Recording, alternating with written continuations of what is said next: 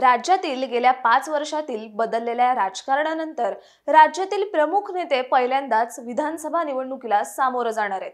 राष्ट्रवादीत फूट पडल्यानंतर बारामतीमध्ये जे चित्र कधी पाहायला मिळालं नव्हतं ते चित्र पाहायला मिळतंय। राष्ट्रवादी फुटीनंतर पहिल्यांदाच अजित पवार स्वतः निवडणुकीला सामोरं जाणार आहेत।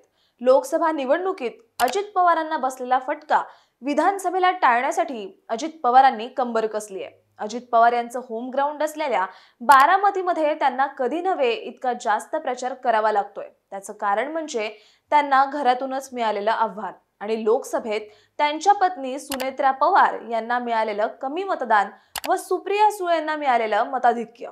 बारामतीमध्ये लोकसभेप्रमाणेच विधानसभा निवडणूक ही अत्यंत चुरशीची होणार आहे।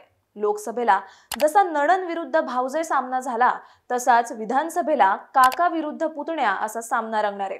पुन्हा एकदा पवार विरुद्ध पवार असा सामना पाहायला मिळणार आहे। यंदाची विधानसभा निवडणूक अजित पवारांसाठी कशी असेल? शरद पवारांचा करिश्मा पुन्हा चालणार का?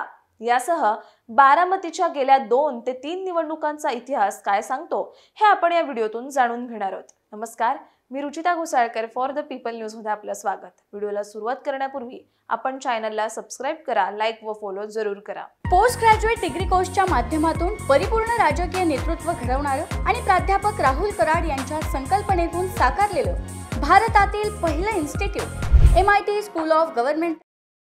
बारामतीचं राजकारण हे कायमच पवार कुटुंबाभोवती फिरत आलंय। बारामतीमध्ये पवारांचं वर्चस्व आहे हे आपल्याला काही नवीन सांगायला नको, आपण सर्वजण ते जाणून आहोत। सुरुवातीला म्हटल्याप्रमाणे राष्ट्रवादीत फूट पडल्यानंतर पवार कुटुंब वेगळं झालंय। त्यामुळे अजित पवारांना इतके वर्ष एकतर्फी असणारी निवडणूक यंदा मात्र चुरशीची असणार आहे।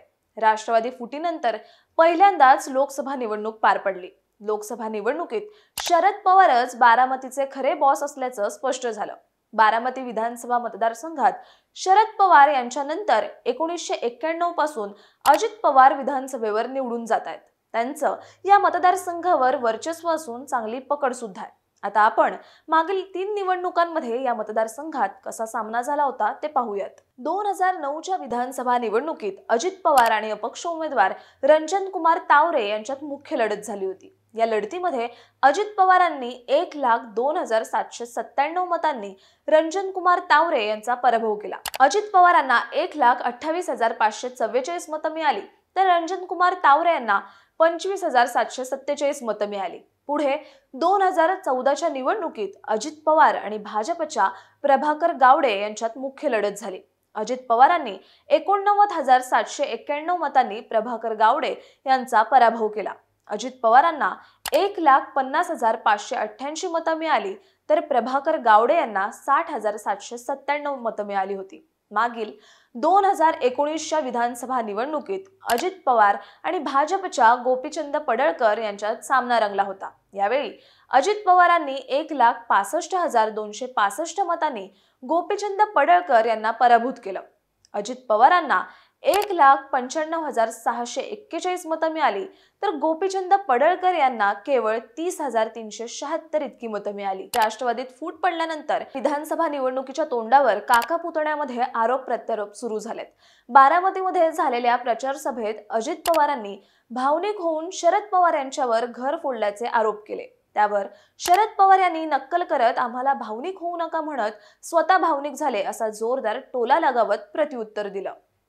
राष्ट्रवादीत फूट पडण्यापूर्वीच्या विधानसभा निवडणुकांचं चित्र बारामतीमध्ये वेगळं असायचं। अजित पवार हे इतर उमेदवारांच्या प्रचारासाठी राज्यभर फिरायचे, तेव्हा पवार कुटुंबातील इतर लोक अजितदादांच्या प्रचाराची धुरा सांभाळायचे।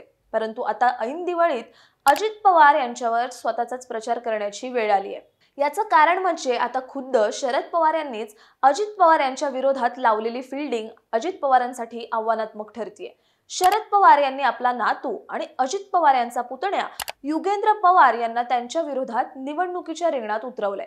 युगेंद्र पवार यांच्या विजयाची धुरा शरद पवार यांनी आपल्या खांद्यावर घेतली आहे। बघायला गेलं तर शरद पवार यांना आपल्या कार्यकर्त्याची नावासकट कोण काय करतंय याची माहिती आहे। शरद पवारांनी आपल्या सोबत असणाऱ्या जुन्या कार्यकर्त्यांसोबतच नवीन फळीतल्या लोकांना आपल्या सोबत घेतलंय। तर दुसरीकडे अजित पवार यांच्यानंतर त्यांच्या प्रचाराची जबाबदारी ही गावातल्या स्थानिक नेत्यांवर असल्यामुळे गावातील नेते हे स्वतःला दादा समजतायत आणि यामुळेच बेरजेचं राजकारण होण्यापेक्षा गावातील स्वतःला दादा समजणाऱ्या नेत्यांच्या हस्तक्षेपामुळे वजाबाकीचे राजकारण होईल की काय असं बोललं जात आहे। तर दुसरीकडे अजित पवारांनी मी कामाचा माणूस असल्याचा मुद्दा ते प्रचार सभेत मांडताना दिसतायत। यावर देखील शरद पवारांनी मी 80 वर्षाचा तरुण लढतोय, विकासाची पायाभरणी मी केली आहे आणि यापुढे आपण स्वतः लक्ष घालणार हे स्पष्ट केलंय। त्यामुळे बारामतीची विधानसभा निवडणूक चुरशीची होताना दिसतेय। बारामती विधानसभा मतदारसंघात शहरी भागात अजित पवार यांच्या बाजूने पारडं जड असल्याचं दिसतंय, पण ग्रामीण भागात गटाचं राजकारण असल्यामुळे गावाकडील भागात संमिश्र परिस्थिती असल्याचं बोललं जातंय। त्यामुळे बारामतीची निवडणूक ही यापूर्वीसारखी सोपी आणि एकतर्फी राहिलेली नसून चुरशीची होणार असल्याचं चित्र दिसतंय।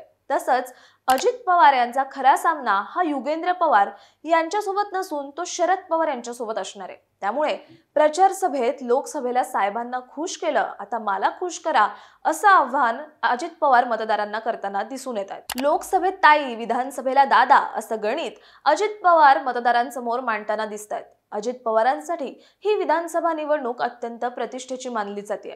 बारामतीकर कायमच पवार कुटुंबाच्या पाठीशी उभं राहिलेत, पण विधानसभा निवडणुकीत बारामतीकर अजित पवार की युगेंद्र पवार यापैकी कोणत्या पवारांच्या पाठीशी उभं राहणार हे निकालातून स्पष्ट होईलच। तसंच महाराष्ट्रासाठी काका पुतण्या हा राजकीय संघर्ष नवीन नसला तरी बारामतीमध्ये होणाऱ्या काका पुतण्याच्या लढतीविषयी तुम्हाला काय वाटतं? तुमचं मत कमेंट करून सांगा। व्हिडिओ आवडल्यास लाईक करा आणि फॉर द पीपल न्यूजला फॉलो करायला विसरू नका। धन्यवाद।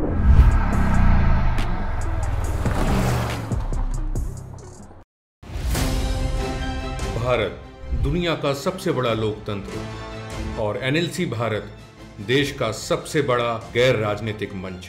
शक्तिशाली लोकतंत्र के लिए राहुल कराट का सार्थक कदम। मुंबई में हुआ ऐतिहासिक प्रथम राष्ट्रीय विधायक सम्मेलन।